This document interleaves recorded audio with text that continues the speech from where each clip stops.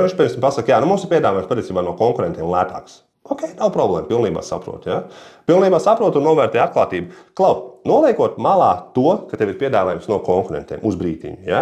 Vai tas, kā mēs šodien izgājām cauri, varētu tev palīdzēt sasniegt mērķi? Jā, nu noteikti varētu, jā, bet nu vienkārši ņemt tad lētāks piedāvājums. Te mēs varam vienkārši pateikt, Klau, vienkārši, var mums pateikt, kāds varbūt tas piedāvājums ir? Vienkārši ir svarīgi pārliecināties, ka mēs salīdzinām ābolus ar āboliem un apelsīnus ar apelsīniem. Ja? Te ir vienkārši jānoskaidro, jo bieži vien tie nebūs identiski piedāvājumi. Tad, ja tie nav identiski, tad jūs, protams, vienkārši paskaidrot, kāpēc tas ir, kāda ir atšķirība un kāpēc jūs ir dārgāks. Ja? Vai piemēram, ja piedāvājumi ir identiski, piedāvājums ir identisks, jūs vienkārši ir dārgāks. Ja? Tad jūs varat teikt, ok, jā, Klau, iedomāsimies, ka cena ir tā pati. Kuru kompānijas labāk izmantot? Visbiežāk viņi pateiks jūsu. Ja? Nu, tad es iet ar jums, tad es pirku no jums. Ok, bet kāpēc?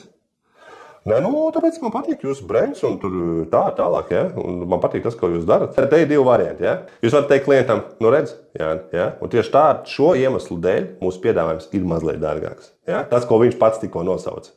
Un otrs variants ir, jūs vienkārši varat iedot tādu pašu cenu, atlaidi, atkal mēģināt tev, nu, tev atkal sakās tā kā pārunas, ja, ko jūs varat darīt, lai pārdotu.